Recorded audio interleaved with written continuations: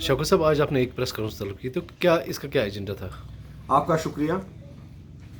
Basically हमारे SDH Kupwara की बदहाली, बदनज़मी और खस्ताहाली की वजह से आप लोगों को हमने यहाँ पे मदऊ किया और अपने जो तासुरात हैं उनको बयान करने के लिए आप यहाँ पे आए और हमसे जो भी पूछना चाहते हैं आप, हम उसका सही सही जवाब दे देंगे। हमने बार बार हुकूमत से ये मुतालबा किया कि हमारा जो हॉस्पिटल है वो एक रेफरल यूनिट बन चुका है। चाहे पेशेंट टंगडार से रेफ़र होता है, एसडीएच कालापोरा से, कलारूस से, सोगाम से, और हमारे रेफ़र होने के बाद वो हमारे हॉस्पिटल में पहुंच जाता है। इसका मतलब है हमारा ये जो एसडीएच कुपवाड़ा है ये एक रेफरल यूनिट है। रेफरल यूनिट का मतलब है कि यहाँ पे हर एक फैसिलिटी का होना लाजमी है और ये पेशेंट यहाँ से कहीं टेरिशरी हॉस्पिटल में रेफ़र होना नहीं चाहिए था।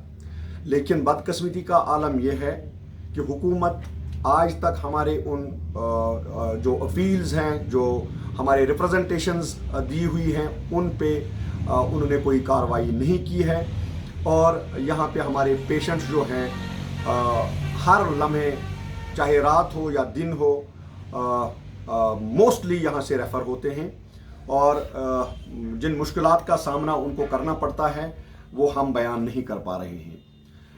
दूसरी बात, यहाँ पे मुलाजिम जो यहाँ पे हैं, चाहे वो डॉक्टर्स हैं, चाहे वो पैरामेडिकल स्टाफ है, चाहे वो नर्सिंग स्टाफ है, जो कोई भी है, पिछले 10 साल, 8 साल, 4 साल, 3 साल से यहाँ पे बैठे हुए हैं और इन्होंने डेरा जमाया हुआ है।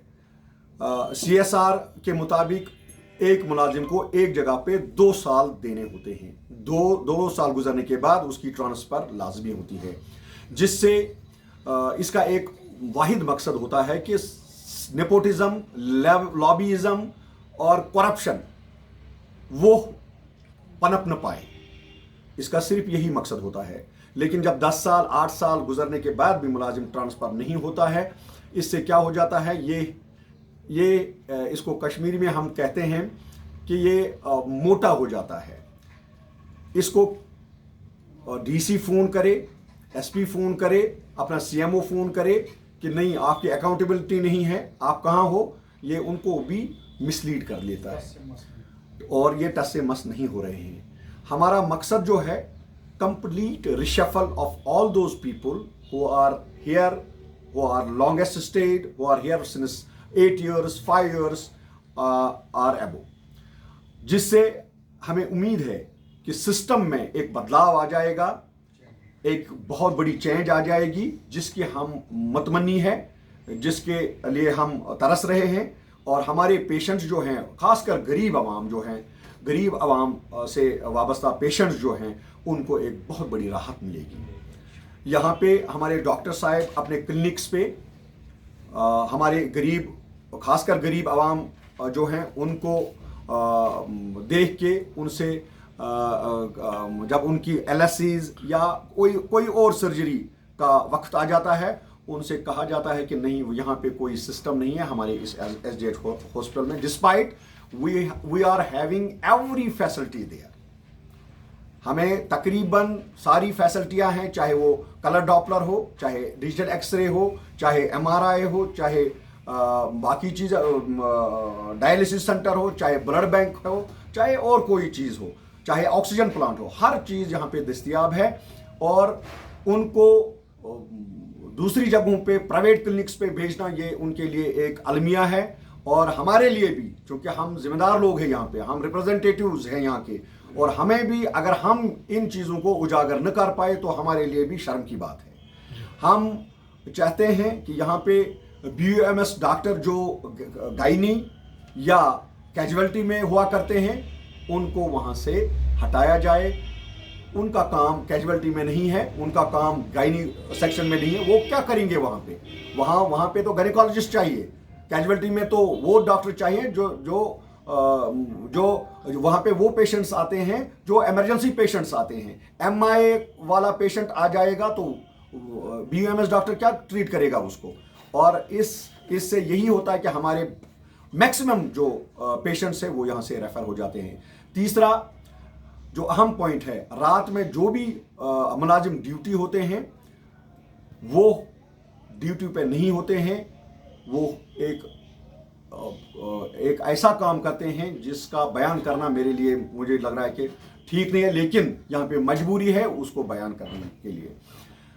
वो ANMT स्कूल के बच्चों को रात में बिठाते हैं अपनी जगह 200 रुपए देके, जिनको शायद इंजेक्शन करना या इंजेक्शन लगाने की बात ही नहीं है, उनको इंजेक्शन करना नहीं आता है, उनको दवाई प्रिस्क्रिप्शन पढ़ना नहीं आता है, मुझे क्या देना है, किस वक्त क्या देना है, क्या करना है। तीसरी बात, मैं एक बहुत अहम एग्जाम्पल देने जा रहा हूं।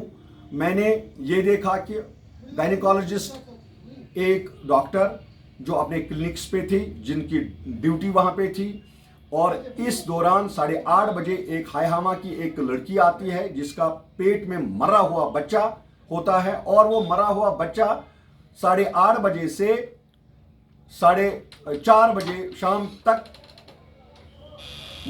वहां पे एडमिट रहती है, मरा हुआ बच्चा पेट में लेके, लेकिन उसकी तरफ किसी ने तवज्जो नहीं दिया। जब हमें सिविल सोसाइटी को पता चला तो सिविल सोसाइटी आनन फानन वहां पे पहुंच गई, और इसी दौरान मैंने BMO को कॉल किया, और बहुत सारे मुलाजिम वहां पे विटनेस हैं, और उनको उसी टाइम रेफर प्रिस्क्रिप्शन पे या फाइल पे रेफर लिखा गया, इसको रेफर करने की ज़रूरत है। हमें इस नाइंसाफ़ी को रोकने के लिए एकजुट होना है।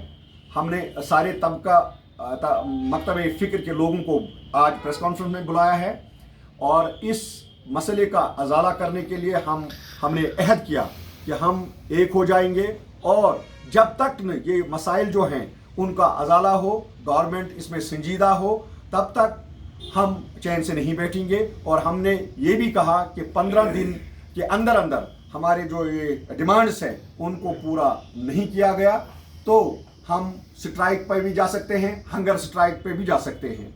ये एक धमकी नहीं है गवर्नमेंट के लिए, लेकिन ये एक अल्टीमेटम है, और हम करने जा रहे हैं, क्योंकि ये हमारा बुनियादी हक है। अपनी सहूलियत मांगना हमारी बुनियादी हक है।